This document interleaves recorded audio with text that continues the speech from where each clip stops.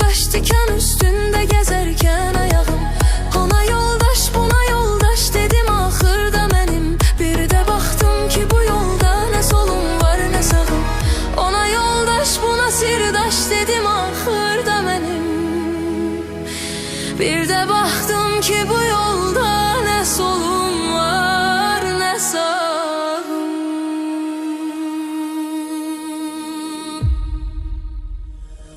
Qınağın səmtinə üst tuttum inatkar kazana.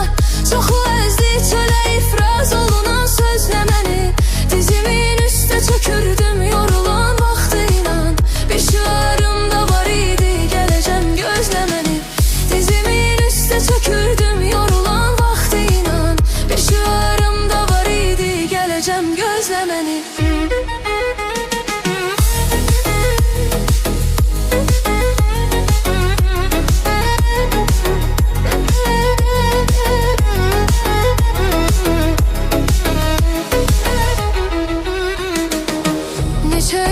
Gözümün qarəsi itmişdi axı.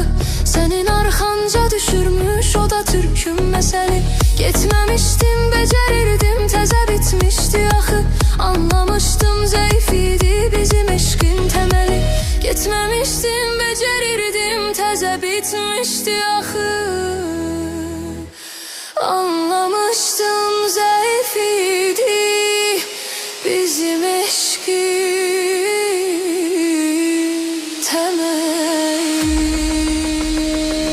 Qınağın səmtinə üst tuttum inatkar kazana. Çoxu